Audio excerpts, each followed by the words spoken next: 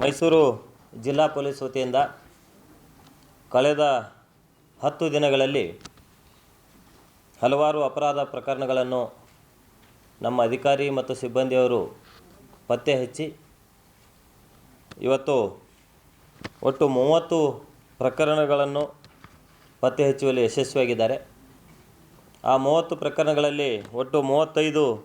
ಜನ ಆರೋಪಿತರನ್ನು ಅರೆಸ್ಟ್ ಮಾಡಿ ಒಟ್ಟು 1,55,00,000 ಮೌಲ್ಯದ ಚಿನ್ನದ ಆಭರಣಗಳಿರ್ಬೋದು, ವಾಹನಗಳಿರ್ಬೋದು, ಇದನ್ನು ವಶಪಡಿಸಿಕೊಂಡು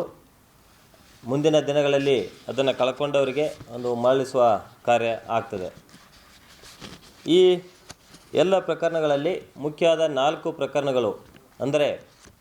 ದಿನಾಂಕ 2/7/2026 ಅಂದರೆ 1ನೇ ತಾರೀಕು ಅಫೆನ್ಸ್ ಆಗಿತ್ತು. 1ನೇ ತಾರೀಕು ಸಂಜೆ 4 ಗಂಟೆ ಸಮಯದಲ್ಲಿ ಒಂದು ಸಿಯಾಜ್ ವಾಹನದಲ್ಲಿ ಅನ್ಸಿಲ್ ರೆಹಮಾನ್ ಅಂತೇಳಿ ಮತ್ತು ಮುಕ್ಸುದುಲ್ ಹುಸೇನ್ ಅಂತೇಳಿ ಇಬ್ಬರು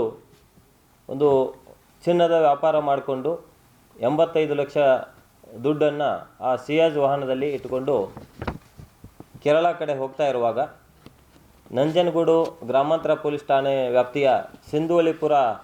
ಗ್ರಾಮದ ಹೈವೇ ರಸ್ತೆಯಲ್ಲಿ ನಯಾರ ಪೆಟ್ರೋಲ್ ಬಂಕದ ಹತ್ತಿರ ಒಂದು ಬೊಲೆರೋ ವಾಹನ ಇವರ ಕಾರಿಗೆ ಹಿಂದಿನಿಂದ ಡಿಕ್ಕಿಪಡಿಸಿ ನಂತರ 2 ವಾಹನಗಳು ಇವರ ವಾಹನಕ್ಕೆ ಅಡ್ಡಗಟ್ಟಿ ಇವರು ಕೆಳಗಿಳಿದ ತಕ್ಷಣ ಇವರ ಕಡೆಯಿಂದ ವಾಹನವನ್ನು ಕಿತ್ತುಕೊಂಡು ಒಟ್ಟು 85 ಲಕ್ಷ ಸಮೇತ ವಾಹನವನ್ನು ಸಿಯಾಜ್ ಕಾರನ್ನು ತೆಗೆದುಕೊಂಡು ಹೋಗಿದ್ದಾರೆ ಅಂತ ಹೇಳಿ ಈ ಒಂದು ಪ್ರಕರಣದಲ್ಲಿ 5-6 ಜನ ಇದ್ದಾರೆ ಅಂತ ಹೇಳಿ ಒಂದು ದೂರನ್ನು ಸಲ್ಲಿಸಿದರು. ಆ ದೂರಿನ ಆಧಾರದ ಮೇಲೆ ನಂಜನಗೂಡು ಗ್ರಾಮಾಂತರ ಠಾಣೆಯಲ್ಲಿ ದರೋಡೆ ಪ್ರಕರಣವನ್ನು ದಾಖಲು ಮಾಡಿಕೊಂಡು ತನಿಖೆಯನ್ನು ಕೈಗೊಳ್ಳಲಾಗಿರುತ್ತದೆ. ಈ ಒಂದು ತನಿಖೆಯನ್ನು ಕೈಗೊಂಡ ಮೇಲೆ ನಾವು ಸಹಿತ ಸ್ಥಳಕ್ಕೆ ಭೇಟಿ ನೀಡಿ ಹಿರಿಯ ಅಧಿಕಾರಿಗಳ ಒಂದು ಮಾರ್ಗದರ್ಶನದಲ್ಲಿ ನಂಜನಗೂಡು ಉಪವಿಭಾಗದ DSP ಧರ್ಮೇಂದ್ರ ಅವರ ನೇತೃತ್ವದಲ್ಲಿ 2 ತಂಡಗಳನ್ನು ಮಾಡಲಾಗಿತ್ತು. ನಂಜನಗೂಡು ಗ್ರಾಮಾಂತರ ಠಾಣೆಯ ಆನಂದ್ ಅವರ ನೇತೃತ್ವದಲ್ಲಿ ಒಂದು ತಂಡ, ತಲಕಾಡು ಠಾಣೆ ಇನ್ಸ್ಪೆಕ್ಟರ್ ಶಿವನಂದ್ ಶೆಟ್ಟಿ ಅವರ ನೇತೃತ್ವದಲ್ಲಿ ಒಂದು ತಂಡ, ಒಟ್ಟು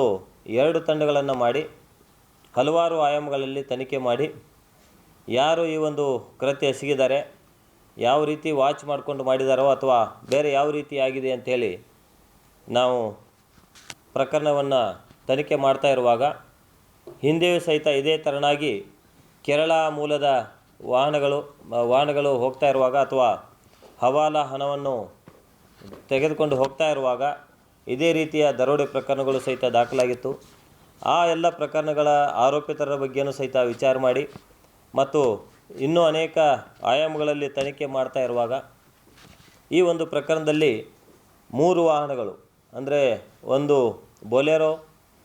ಇನ್ನೊಂದು ಕ್ರೇಟಾ ಮತ್ತು ಇನ್ನೊಂದು ಫಾರ್ಚುನರ್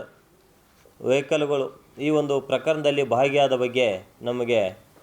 ಆದ ಒಂದು ತನಿಖೆಯಲ್ಲಿ ಕಂಡುಬಂತು. ಆ ಒಂದು ಮಾಹಿತಿಯನ್ನು ಆಧರಿಸಿ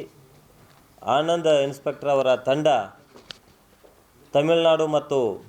ಕೇರಳ ಭಾಗಕ್ಕೆ ತೆರಳಿ ಒಟ್ಟು ಈ ಒಂದು ಪ್ರಕರಣದಲ್ಲಿ ಬೇಕಾದ 10 ಆರೋಪಿತರ ಪೈಕಿ 7 ಜನ ಆರೋಪಿತರನ್ನು ಈಗಾಗಲೇ ದಸ್ತಗಿರಿ ಮಾಡಿ ಅವರ ಕಡೆಯಿಂದ 6 ಲಕ್ಷ ಹಣ ಮತ್ತು ಇನ್ನೊಬ್ಬರು ಏನು ಈ ಒಂದು ಹಣ ಕಬಳಿಸ್ಕೊಂಡು ಹೋದ್ಮೇಲೆ ಅವರ ಪಾಲಿಗೆ ಬಂದದ 5 ಲಕ್ಷನ ಒಂದು ಬ್ಯಾಂಕ್ನಲ್ಲಿ ಡೆಪಾಸಿಟ್ ಮಾಡಿಟ್ಟಿದ್ರು. ಅದನ್ನು ಸೇರಿದಂತೆ ಒಟ್ಟು 11.5 ಲಕ್ಷ ಹಣವನ್ನು ನಾವು ಈಗಾಗಲೇ ವಶಪಡಿಸ್ಕೊಂಡಿದ್ದೀವಿ. ಮತ್ತು ಈ ಒಂದು ಕೃತ್ಯಕ್ಕೆ ಬಳಸಿದ 3 ವಾಹನಗಳು ಅಂದರೆ ಒಂದು ಕ್ರೇಟಾ, ಒಂದು ಬೊಲೆರೋ ಮತ್ತು ಇನ್ನೊಂದು ಫಾರ್ಚುನರ್ 3 ವೆಹಿಕಲ್ಗಳನ್ನು ನಾವು ಈಗಾಗಲೇ ಸೀಜ್ ಮಾಡಿ ಮುಂದಿನ ಒಂದು ತನಿಖೆಯನ್ನು ಮಾಡ್ತಾಯಿದ್ದೀವಿ. ಈ ಒಂದು ಪ್ರಕರಣದಲ್ಲಿ ನಾನು ಈಗಾಗಲೇ ಹೇಳಿದಂತೆ 7 ಜನ ಆರೋಪಿತರು ಮೊಹಮ್ಮದ್ ಹರ್ಷಾದ್ ಅಂತೇಳಿ ಕೇರಳದವರು, ಸುಧಾಕರ್ ಅಂತೇಳಿ ತಮಿಳುನಾಡು ಗುಡ್ಲೂರು ಟೌನ್ನವನು, ಜುನೈಲ್ ಅಹಮದ್ ಅಂತೇಳಿ ಇವನು ಸಹಿತ ತಮಿಳುನಾಡು, ನಿಶಾಮುದ್ದೀನ್ ಅಂತೇಳಿ ಗುಡ್ಲೂರು ತಮಿಳುನಾಡು, ಆಸಿಫ್ ಅಂತೇಳಿ ಇದು ಗುಡ್ಲೂರು ತಮಿಳುನಾಡಿನವರು, ಉಬೈಸ್ ಅಂತೇಳಿ ಗುಡ್ಲೂರದವರು, ಸುಫೈಲ್ ಅಂತೇಳಿ ಗುಡ್ಲೂರು, ಉಬೈಸ್. ಸೊ ಸೊ ಹೀಗೆ ಕೇರಳದ ಮಲ್ಲಾಪುರಂದವರು 3 ಜನ ಪ್ರಮುಖ ಆರೋಪಿತರು, ಈ ಗೂಡ್ಲೂರು ಭಾಗದ ಇತರೆ 6 ಜನ ಆರೋಪಿತರನ್ನು ಕಾಂಟ್ಯಾಕ್ಟ್ ಮಾಡಿಕೊಂಡು ಒಟ್ಟಾರೆಯಾಗಿ 10 ಜನ ಈ ಒಂದು ಪ್ರಕರಣದಲ್ಲಿ ಭಾಗಿಯಾಗಿದ್ದ ಬಗ್ಗೆ ನಮಗೆ ಮಾಹಿತಿ ಬಂದಿದ್ರ ಮೇಲೆ ನಾವು ಈ ಒಂದು ಪ್ರಕರಣವನ್ನು ಪತ್ತೆ ಹಚ್ಚುವಲ್ಲಿ ಯಶಸ್ವಿಯಾಗಿದ್ದೀವಿ. ಈ ಒಂದು ಪ್ರಕರಣ ಪತ್ತೆ ಹಚ್ಚುವಲ್ಲಿ ನಮ್ಮ ಅಡಿಷನಲ್ SP ನಾಗೇಶ್ ಅವರ ಒಂದು ನೇತೃತ್ವದಲ್ಲಿ DSP ಧರ್ಮೇಂದ್ರ ಮತ್ತು CPI ಆನಂದ್ ಮತ್ತು ಶಿವನಂದ್ ಶೆಟ್ಟಿ ಇವರ ನೇತೃತ್ವದ ತಂಡ ಉತ್ತಮ ಕೆಲಸ ಮಾಡಿದ್ರಿಂದ ಈ ಒಂದು ಪ್ರಕರಣವನ್ನು ಬೇಗನೆ ಪತ್ತೆ ಹಚ್ಚುವಲ್ಲಿ ಯಶಸ್ವಿಯಾಗಿದೆ.